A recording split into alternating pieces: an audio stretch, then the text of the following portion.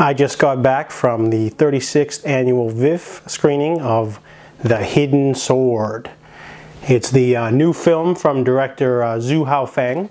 If you're not familiar with that name, he wrote The Grandmaster by Wong Kar-wai, a martial arts film about Bruce Lee's master Ip Man, the other Ip Man movie that's not Donnie Yen. Anyways, this movie is a historical epic. It's an exclusive, for one thing. This movie has only premiered in Montreal and Vancouver, so it hasn't even premiered in China yet. So on to the review. Xu Haofeng's new movie is about Shen Feizu. He is a general in an army. He just repelled a Japanese attack. Due to production issues, the Japanese only have limited bayonets. So they're pushed back by the Japanese broadsword techniques taught by a martial arts master named Old Kong, played by Chen Kuan-tai. Yes, that Chen Kuan-tai. He's in this movie. He does a great job. Anyways, there's this Shen wants to learn the secrets of the sword, but Old Kong rebuffs him and says he needs to learn how to cut someone without a sharp blade by pushing his chi to the tip of the blade. So after training for a year, he has to go off and fight again, and Shen disappears. 10 years goes by. Old Kong and his apprentice, Dingyi, they take in this little girl. Her mom's a communist, so the mom left her behind. And so everyone's sort of like stagnant, waiting.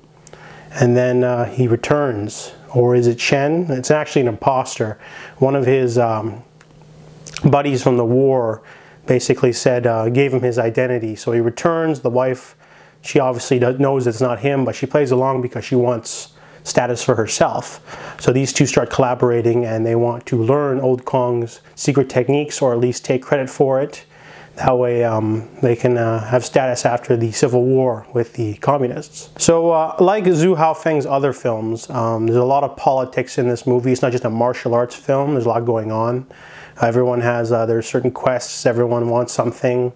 The imposter wants status. So does the wife. There's a homeless vagrant who's a rapist. He wants sex, obviously. There's Dingyi. He wants to give his adopted sister a good life, but she wants to marry him. Meanwhile, the old master, he's going senile, and they throw in a Japanese character. She wants to stay in China as well, but she's getting kicked out because they lost the war. And the movie gets a little bit bloated in the middle.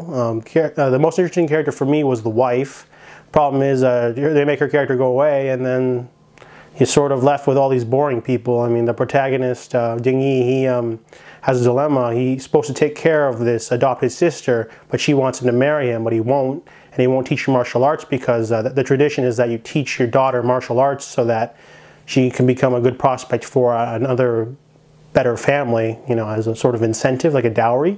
So they haven't taught her martial arts because they don't want her to go, but they won't let her stay, and he won't marry her because there's some broken promise to his the mother. So it's a very boring dilemma for the main character. Meanwhile, the imposter, he just doesn't do a lot. He just has an army and stuff, and basically the movie kind of veers off to the crappy side, but then at the end it gets better.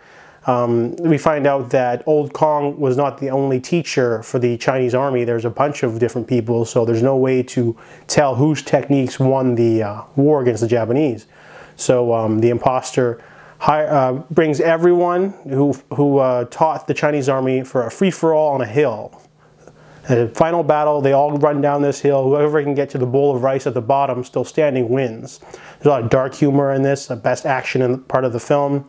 It definitely sort of elevates the film a little bit from before, because it was starting to get a little crappy. Everything was scattered and unfocused. So I feel like the main core theme of this is a little bit nihilistic. I mean, everyone wants something, but when they get it or when they don't get it, their life sort of falls apart regardless, and very bleak, you know, sort of movie. And the whole theme of wanting to learn something from someone else is apparent in it, but I felt this film was definitely a step down from his other films. I give The Hidden Sword a 7 out of 10.